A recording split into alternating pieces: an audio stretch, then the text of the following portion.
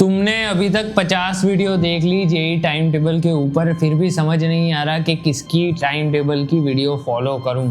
क्यों? क्योंकि हर कोई बंदा अलग अलग टाइम पर पढ़ाई करता है, हर किसी का अलग अलग सिचुएशन में पढ़ाई होती है, हर कोई अलग अलग मेथड से पढ़ता है। ये चीज हमेशा ध्यान रखना कि कोई भी बच्चा एक टाइम टेबल को हमेशा के लिए फॉलो नहीं कर सकता, उसको भी अडेप्ट करना पड़ेगा विद सिचुएशन। जैसे जैसे एग्जाम पास आ रही है, हर चीज की प्रिपरेशन डिफरेंट मेथड से, ऐसे मेथड से जिसमें स्मार्ट वर्क ज्यादा हो और हार्ड वर्क कम हो, उस वाले मेथड्स को अपनाना पड़ेगा एंड उनसे तुमको बेस्ट आउटपुट लाने की ट्राई करनी पड़ेगी। मुझे पता है तुम इस वीडियो में भी एक परफेक्ट टाइम टेबल ढूंढ रहे हो, लेकिन कुछ चीजें मैं ऐसी बताऊंगा जिससे तुम डिसाइड कर सकते हो कि तुमको किस तरीके से अपना शेड्यूल, टाइम टेबल, जो तुम कहना चाहो उसको कह लो, उसको कैसे फॉलो करोगे। जेई मेंस 2025 का जैन अटेम्प्ट नजदीक आ रहा है, तो मैं जो चीज बताने वाला हूं वो सिर्फ प्रैक्टिस फोकस टाइम टेबल होगा। प्रैक्टिस फोकस टाइम टेबल का मतलब है तुम लोगों को प्रैक्टिस कर रहे हैं मैक्स टू मैक्स क्वेश्चंस। अगर मैं इस टाइम टेबल को तुमको ऊपर से बताऊं तो हम पहले प्रैक्टिस करेंगे, फिर उसमें कुछ मिस्टेक्स होंगी एंड फिर उसकी थियरी रिवाइज करेंगे। सबसे पहले प्रैक्टिस पे फोकस करना है, क्वेश्चंस इकट्ठा करने हैं, क्वेश्चंस को लगाना है। उन क्वेश्चंस में जो गलतियां होंगी, उन गलतियों को देखकर तुमको समझना है कि यार इसमें क्या थियरी लगेगी, क्या कॉन्सेप्ट लगेगा। देन उस कॉन्सेप्ट को रिवाइज करने के लिए तुमको अपनी नोट्स, रेफरेंस बुक या जो तुमको मटेरियल रेफर करना हो उसमें से जाकर पढ़ लो। अभी की सिचुएशन के अकॉर्डिंग अगर तुम 10-12 घंटे नहीं पढ़ रहे तो भूल जाओ 99 परसेंटाइल लाना। ये टाइम टेबल 4 स्लॉट्स में फोकस्ड है। अगर तुम 10 घंटे पढ़ रहे हो तो 2.5 आवर्स के 4 स्लॉट्स बनाओ, और अगर तुम 12 घंटे पढ़ रहे हो तो 3 आवर्स के 4 स्लॉट्स बनाओ। अगर तुम 11-13 घंटे और घंटे पढ़ रहे हो तो अपने हिसाब से 4 घंटे का स्लॉट्स बना लेना, इतना तो आता होगा। तो चलो मैं तुमको समझाता हूँ कि ये स्लॉट्स में करना क्या है। अगर मान लो तुम 12 घंटे पढ़ते हो तो सबसे पहले स्लॉट में, जो कि 3 घंटे का होगा, हर सब्जेक्ट को 1-1 घंटा दो। सबसे पहले वाले स्लॉट में कोई भी चैप्टर अगर तुमने पकड़ा, फॉर एग्जांपल तुमने फिजिक्स में इलेक्ट्रोस्टैटिक्स पकड़ा, तुमको इलेक्ट्रोस्टैटिक्स के शॉर्ट नोट से फॉर्मूला याद करने। कुछ तो फॉर्मूला देखोगे क्वेश्चन लगाने से पहले, या डायरेक्ट क्वेश्चन लगाने बैठ जाओगे, तो वो 1 घंटे में एटलीस्ट कॉन्सेप्ट और थोड़ा बहुत चीजें याद कर लो, ताकि क्वेश्चन प्रैक्टिस करने जाओ तो पूरे ब्लैंक ना हो तुम। अगर शॉर्ट नोट्स भी नहीं बनाए अभी तक तो मेरा ये वाला वीडियो जाके देख लेना। जैसे ही तुम्हारा रिवीजन खत्म होता है शॉर्ट नोट से, तुम आ जाओगे सेकंड स्लॉट में, जो कि अगेन 3 घंटे का होगा, जिसमें सबसे पहले तुमको फोकस करना है क्वेश्चन प्रैक्टिस पे, वो भी उन क्वेश्चंस पे जो तुमने पहले कोचिंग के मटेरियल में अटेम्प्ट कर रखे हो, जो तुमने इंपॉर्टेंट मार्क कर रखे हो, जिसमें तुमने कोई ना कोई गलती करी हो पहले। उन क्वेश्चंस को अच्छे से दोबारा अटेम्प्ट करो, क्योंकि तुमने उनको मार्क तभी किया होगा क्योंकि वो इंपॉर्टेंट होंगे, या फिर तुमसे वो बने नहीं होंगे। तो शुरू उन क्वेश्चन से ही करो। तुमको इस स्लॉट्स में बैक टू बेसिक्स जाना है तुम्हारी प्रिपरेशन के। तुमको चीजें याद आएंगी कि यार ये चीज मेरे से बनी थी, ये चीज नहीं बनी थी। तो इसीलिए ये इंपॉर्टेंट है कि तुमने जो पिछले इंपॉर्टेंट क्वेश्चन मार्क करे थे उसको सॉल्व करो। यार देखो, तुमने जब अपनी जेई की प्रिपरेशन स्टार्ट करी होगी तो कोई सब्जेक्ट में, कोई चैप्टर में एक क्वेश्चन तुमसे नहीं बना होगा।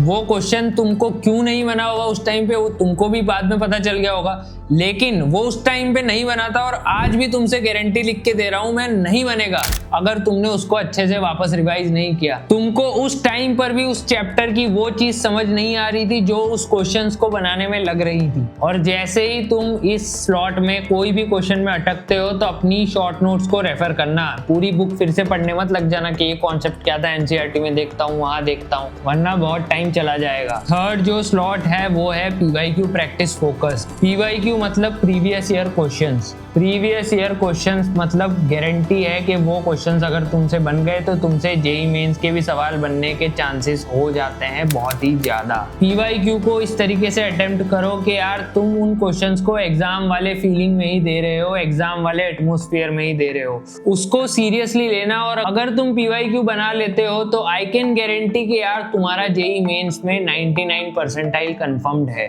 किसी भी सब्जेक्ट पे बायस मत हो जाना, तीनों सब्जेक्ट को इक्वली अटेंशन देना और हर सब्जेक्ट के पीवाईक्यू को सॉल्व करना।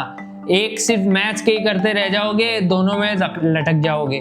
अगर सिर्फ केमिस्ट्री के करते रह जाओगे तो फिजिक्स मैथ्स कभी नहीं बनेगी। देखो तुम्हारा समय सबसे ज्यादा इंपॉर्टेंट है अब, तो तुम चिंदीगिरी मत करना कि इंटरनेट में फ्री जगह से टेलीग्राम ग्रुप्स में जाकर फ्री मटेरियल ढूंढ रहे हो। सीधा सीधा एक बुक खरीद लो जिसमें सारे पीवाईक्यू एक ही जगह पर अवेलेबल हो, सारे चैप्टर के और विद सॉल्यूशन। जो लास्ट वाला स्लॉट बता रहा हूं उसमें मैंने खुद ने सबसे ज्यादा मेहनत करी थी, तो तुम भी मेहनत कर लो और चैनल को सब्सक्राइब कर लो। सेकेंड स्लॉट में तुमने वो क्वेश्चंस अटेम्प्ट किए जो तुमने पहले कर रखे थे। थर्ड स्लॉट में तुम पीवाईक्यू अटेम्प्ट कर रहे हो जो ऑलरेडी एग्जाम में आ चुके हैं और जिससे तुम्हारा कॉन्फिडेंस बढ़ गया होगा। लेकिन जो जेई 2025 के जैन अटेम्प्ट में क्वेश्चन आएंगे वो शायद ही रिपीटेड क्वेश्चन हो, शायद ही सेम टू सेम क्वेश्चन हो, तो तुमको नए क्वेश्चंस भी प्रैक्टिस करने पड़ेंगे।